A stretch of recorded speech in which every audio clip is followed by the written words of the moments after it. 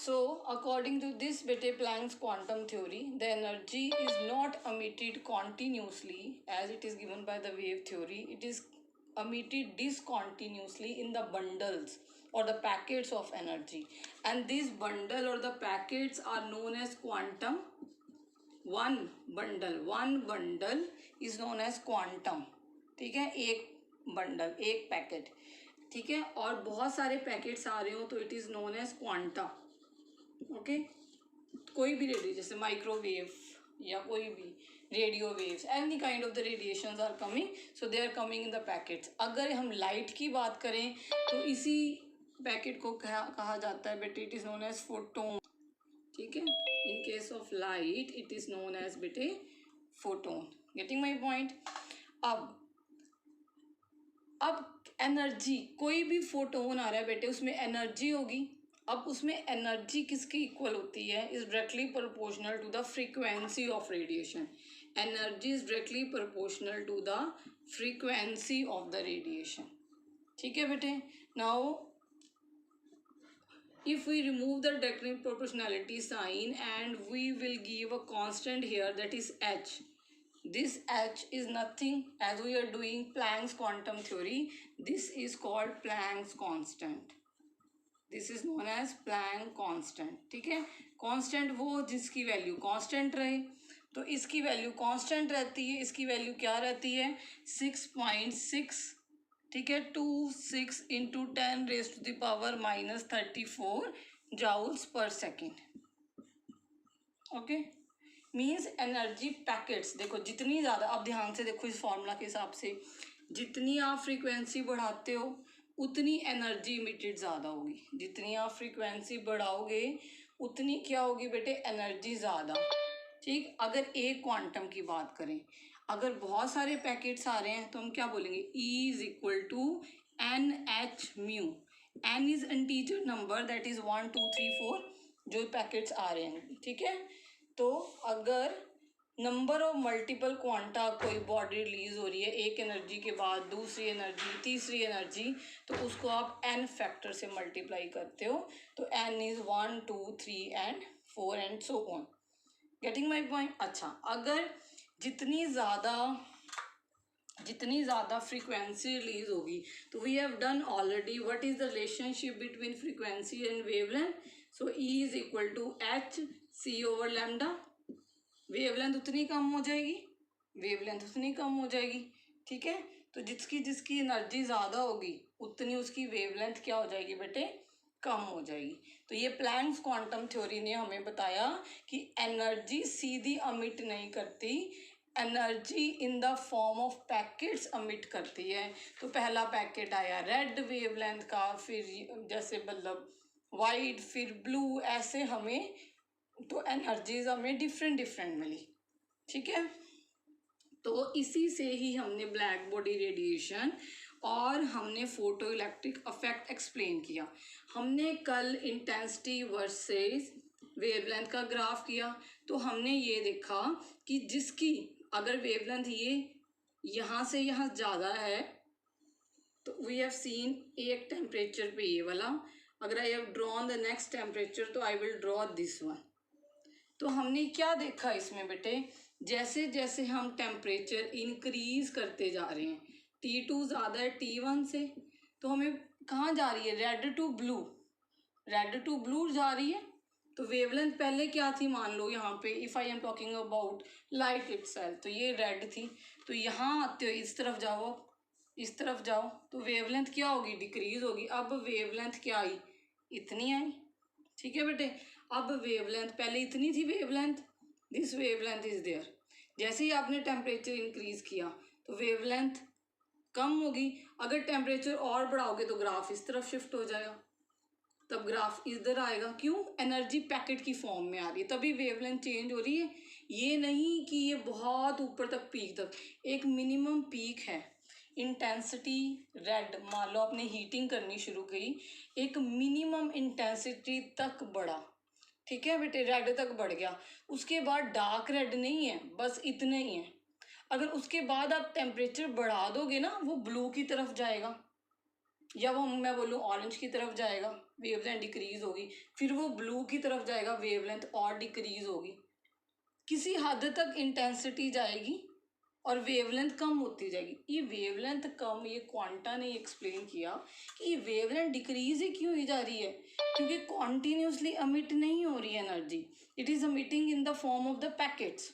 अगर एक पैकेट की फॉर्म में एनर्जी जाएगी तो डिफरेंट वेवलेंथ्स आएंगी हमारे पास, ठीक है बेटे।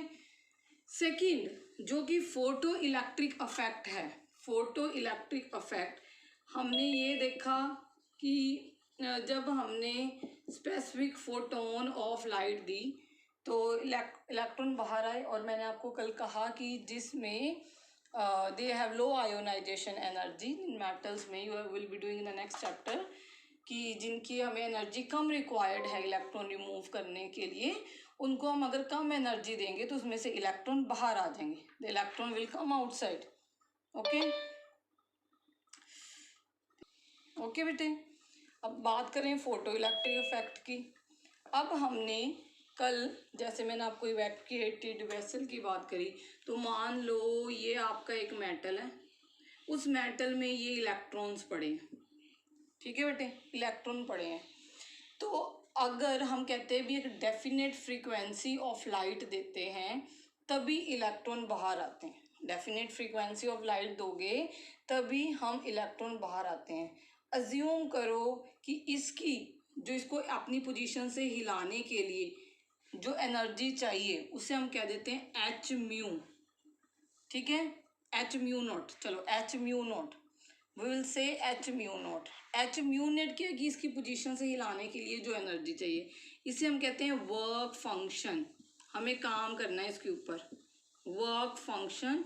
और जो ये मिनिमम एनर्जी रिक्वायर्ड है it is known as threshold energy, threshold energy, ठीक है बेटे, this is known as threshold energy. तो हमें इतनी रिक्वायर्ड है, मुझे आपको अपनी जगह से हिलाने के लिए इतनी एनर्जी चाहिए, अगर मैं 4 थप्पड़ और लगा दूंगी तो आप मेरे से दूर ही भाग जाओगे, है ना।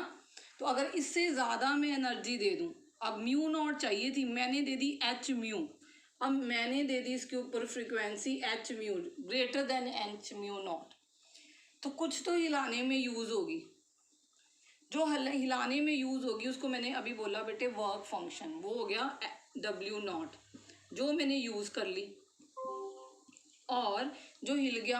अब वो दूर जाने के लिए मतलब उनमें काइनेटिक एनर्जी भी आ गई, तो जो एक्स्ट्रा एनर्जी बनी वो काइनेटिक एनर्जी की फॉर्म में बाहर आ गई। तो काइनेटिक एनर्जी क्या है, काइनेटिक एनर्जी हम कहेंगे एच म्यू में से एच म्यू नॉट, और काइनेटिक एनर्जी होती क्या है, half m v square is equal to h mu minus h mu naught, ठीक है बेटे, half m v square is equal to h mu minus h mu naught. तो मैंने H mu energy दी, उसमें से एच म्यू नॉट तो मेरा work function है और उसमें से ये हमारी काइनेटिक एनर्जी है, ठीक है। तो h mu minus h mu naught will be half m v square, we can take common here h mu minus h mu naught is equal to half m v square, okay. तो ये हमारा इसने explain किया कि अगर हम कोई minimum frequency देते हैं जिसे हम थ्रेशोल्ड फ्रीक्वेंसी कहते हैं, तभी हमारे मेटल, और डिफरेंट मेटल की डिफरेंट थ्रेशोल्ड फ्रीक्वेंसी है, क्योंकि डिफरेंट मेटल्स की बेटे डिफरेंट आयोनाइजेशन इंथैल्पी है, डिफरेंट मेटल एटम में डिफरेंट एटॉमिक चार्जेस हैं, उनके न्यूक्लियर के ऊपर कितना चार्ज है, प्रोटॉन कितना ज़्यादा है, या उनकी शेल छोटा कितना एटम है, उसके ऊपर डिपेंड करता है कि हम कितनी जल्दी उसके इलेक्ट्रॉन निकाल पाएंगे। अब सीजियम का this you know you have done in class 10th also, down the group atomic size increases, if the atomic size increases the tendency to lose the electron increases, ठीक है। तो सीजियम के लिए हमें जो थ्रेशोल्ड फ्रीक्वेंसी है वो कम चाहिए, जैसे जैसे अल्कली मेटल्स में आप ऊपर आते जाओगे आपको ज़्यादा एनर्जी चाहिए। हमने और क्या सीखा, अगर हम जो रिक्वायर्ड फ्रीक्वेंसी है उससे ज़्यादा फ्रीक्वेंसी दे दें, अगर रिक्वायर्ड एच म्यू नॉट है, अगर हम ज़्यादा फ्रीक्वेंसी दे दें तो वो किस में चेंज हो जाएगी, जो बाकी बची एनर्जी है वो चेंज हो जाएगी काइनेटिक एनर्जी में। ठीक है बेटे, काइनेटिक एनर्जी। तो हर एक फोटोन जो आपने दिया है वो क्या कर सकता है, इलेक्ट्रॉन को इजेक्ट करवा सकता है, डिपेंडिंग उसमें रिक्वायर्ड फ्रीक्वेंसी है, एच म्यू है, म्यू फ्रीक्वेंसी जो रिक्वायर्ड है। गेटिंग माई पॉइंट बेटे? ठीक है, अगर आप इंटेंसिटी, ठीक है, इंटेंसिटी बढ़ाते हो, फ्रीक्वेंसी उतनी ही रखते हो मगर उसको इंटेंस कर देते हो at a given frequency, number of proton striking the surface increases. ठीक है, नंबर फोटोन बढ़ जाएंगे, फ्रीक्वेंसी वही रही, इंटेंसिटी बढ़ाई कि हमने ये फोटोन ज़्यादा, एक सरफेस पे फोटोन ज़्यादा ट्रैवल करें और सब की फ्रीक्वेंसी एक जैसी है बेटे, तो हमने ये क्या बढ़ाई, इंटेंसिटी बढ़ाई ना। समझ आ रही है? तो मतलब हमने 10 हाथों से वही शुरू कर दिया, जो एक हाथ से काम चल रहा था, I have use 10 in hands, वो कोई चमत्कार हुआ, मगर हर हाथ की फ्रीक्वेंसी वही है, मगर क्या बढ़ गई, 10 हाथों के कारण इंटेंसिटी बढ़ गई। तो इंटेंसिटी के कारण क्या होगी, जो नंबर ऑफ फोटोन इजेक्ट होंगे वो बढ़ जाएंगे, नंबर ऑफ फोटोन इजेक्ट होंगे बेटे जी वो बढ़ जाएंगे। ठीक है, नंबर ऑफ फोटोन चाहे बढ़ जाएंगे मगर काइनेटिक एनर्जी सेम रहेगी, क्योंकि फोटोन में ये एनर्जी डिस्ट्रीब्यूट हो जाएगी, हिलेंगे सारे फोटोन उतनी ही काइनेटिक एनर्जी के साथ। So got the point? Any doubt बेटे? एटॉमिक स्पेक्ट्रा पे, एटॉमिक स्पेक्ट्रा हमने इसलिए करना है क्योंकि we want to do the Bohr model, and Bohr model ने हमें हाइड्रोजन स्पेक्ट्रा की बारे में बताया, तो हमने वही करने के लिए हम एक बारी स्पेक्ट्रा की हल्की सी नॉलेज ले लें। तो व्हाट इज़ एटॉमिक स्पेक्ट्रा? तो आप ना छोटी क्लास में फिजिक्स में शुरू से ही करते आ रहे हो, कौन सा स्पेक्ट्रा करते आ रहे हो, टेल मी। बंद हो जाता है, डिस्पर्जन ऑफ लाइट। ठीक है, atomic spectra, what is atomic? तो सबसे पहले हमने स्पेक्ट्रा, सबसे पहले जो हम स्पेक्ट्रा पढ़ते हैं वो लाइट की, जब हम स्प्लिटिंग पढ़ते हैं और आपको हम कहते हैं जी split dispersion of white light gives a different kind of band known as spectra. ठीक है, वो हम कहते थे कि जब हमारी वाइट लाइट डिस्पर्स होती है, लेट मी शो यू। हाँ तो ये देखो, चलो I will show you after. This spectra is differentiate into बेटे emission एंड अब्जॉर्प्शन स्पेक्ट्रा। जो आप बचपन से पढ़ते आ रहे हो, you have studied about this spectra which is known as emission spectra. Emission spectra हमें आता कैसे है कि जब हम रेडिएशन किसी सोर्स से, फॉर एग्जांपल आप लाइट की सोर्स से रेडिएशन किस में पास करते हो, प्रिज्म में से, प्रिज्म में से पास करते हो, तो वो क्या हो जाती है, डिस्पर्स हो जाती है और हमें 7 जो डिफरेंट वेवलेंथ्स मिलती हैं वो क्या होती हैं, that is called emission spectra. So let me take this example. देखो ये एक emission spectra, it is visible, you can show your thumbs up, it is visible to everyone? See beta, this is a source of light, I have taken a lamp, okay, it is a source of light। हमने एक slit में से इसको पास किया कि हमें एक monochromatic सीधी light जाए, उसको हमने प्रिज्म में से पास किया तो हमें इसका emission स्पेक्ट्रा मिला, this is called emission spectra, जिसमें हमें different wavelength of light arrange होके मिली। ठीक है बेटे, डिफरेंट जो लाइट की अरेंजमेंट है, we can see here violet, indigo, blue, green, this we are seeing here. तो emission स्पेक्ट्रा अगर हम कंक्लूड करें, emission स्पेक्ट्रा क्या है कि जब हम कोई रेडिएशन सोर्स से अमिट करके, ठीक है, सोर्स से अमिट करवाते हैं, चाहे आप जैसे हाइड्रोजन का अगर स्पेक्ट्रा लेना हो तो आपको याद हो हाइड्रोजन लो प्रेशर पे डिस्चार्ज ट्यूब में लेंगे, ठीक है। उसकी जो रेडिएशन है वो इमिट करवा के हम प्रिज्म में डाल लेंगे तो वो स्प्लिट हो जाएगा, ठीक है, वो स्प्लिट हो जाएगा तो अमिट करके जो हमें मिला, ठीक है, हमें मिलेगी तो वो उसकी क्या देगी, हमें उसका फिंगरप्रिंट देंगी ये अंदर से किस किस वेवलेंथ को कंप्राइज करता है। जैसे अब ये लाइट है तो ये किस किस वेवलेंथ को कंप्राइज कर रही है, this is comprising of violet, indigo, blue, then green, yellow, orange, ठीक है, and then last is our red. तो ये हो गया बेटे एमिशन। अब इस एमिशन स्पेक्ट्रा के ऊपर देखो क्या लिखा हुआ है, कॉन्टिन्यूस एमिशन स्पेक्ट्रा। क्यों? क्योंकि ये लाइन एक कॉन्टिन्यूशन में जा रही है।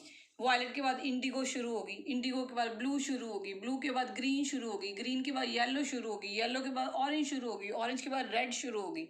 तो ये जो स्पेक्ट्रा मिला हमें, ये एमिशन जो स्पेक्ट्रा मिला वो क्या है, continuous spectra. This is not a discontinuous कि एक बीच में रुक गए। तो इस एमिशन स्पेक्ट्रा को अगर मैंने डिवाइड करना हो तो फर्स्ट टाइप हो गया बेटे कॉन्टिन्यूस, ठीक है, और जो सेकंड टाइप है वो होता है लाइन। हाइड्रोजन में हम लाइन स्पेक्ट्रा की बात करेंगे, हाइड्रोजन में हम लाइन स्पेक्ट्रा की बात करेंगे। अब लाइन स्पेक्ट्रा में क्या करते हैं, लाइन स्पेक्ट्रा में हमें डिफरेंट लाइंस मिलेंगी, ये नहीं कि कॉन्टिन्यूस मिलेगा, ठीक है। we will get, for example, I'll tell you the example, इसमें there is no line spectra of NaCl, so I will give example। मैंने क्या किया, मैंने एक कैंडल ली बेटे, मैंने कैंडल ली, ठीक है। अब कैंडल में मैंने NaCl को यहाँ पे बर्न करना शुरू किया तो NaCl के वेपर्स बनेंगे, सोडियम के वेपर्स बन जाएंगे। जब सोडियम के वेपर्स बनेंगे तो इसको मैंने जो इसकी जो रेडिएशन आई है अगर उसको मैं किसी प्रिज्म में से पास करवाऊं, अगर मैं उसको किसी प्रिज्म में से स्लिट में से पास करवाने के बाद प्रिज्म में से पास करवाऊं तो मुझे दो लाइंस मिलेंगी, I will get two lines, I will get two lines, ठीक है, on the photographic plate I will get two lines, one at 4890 Armstrong and one at 5896 Armstrong, ठीक है बेटे। तो अब मुझे कॉन्टिन्यूस नहीं आया, आया ये भी अमिट हो गए, वो आया था सनलाइट से अमिट हो गए, मगर उसमें जो लाइट्स थी वो कॉन्टिन्यूशन में थी, वो कॉन्टिन्यूशन में थी विदाउट रुके, हमें बताया गया। इसमें क्या हुआ, जो लाइंस आई वो एक गैप के बाद आई, दे कम एज ए लाइंस। तो ऐसे स्पेक्ट्रा को कहा जाता है लाइन स्पेक्ट्रा। ऐसे स्पेक्ट्रा को क्या बोला जाता है बेटे, लाइन स्पेक्ट्रा। क्योंकि ये spectra after emission of a source, source से कुछ इमिट हुआ है जिसको हमने प्रिज्म में से पास किया और फिर उसका जो फिंगरप्रिंट है हमें फोटोग्राफिक प्लेट पे मिला, फिंगरप्रिंट हमें फोटोग्राफिक प्लेट पे मिला, इसलिए इसको एमिशन स्पेक्ट्रा कहते हैं, इसलिए इसको एमिशन स्पेक्ट्रा बोला जाता है। ठीक है बेटे, why it is known as emission spectra, because source से कुछ एमिट हुआ जिसको हमने एक रे बनाने के लिए स्लिट में से पास किया, कितनी सारी रे क्या पास करनी है, फिर हमने प्रिज्म में से पास किया, हमें एमिशन होके स्पेक्ट्रा मिला, that is called emission spectra. Spectra क्या है, हमें स्पेक्ट्रा में क्या मिलता है, हमें स्पेक्ट्रा में उसका वो किसका कंपोज्ड है उसकी नेचर पता चलती है, उसकी फिंगरप्रिंट पता चलता है। एक स्पेक्ट्रा हमें किसी भी सब्सटेंस के बारे में बताता है कि ये सब्सटेंस क्या है, ठीक है।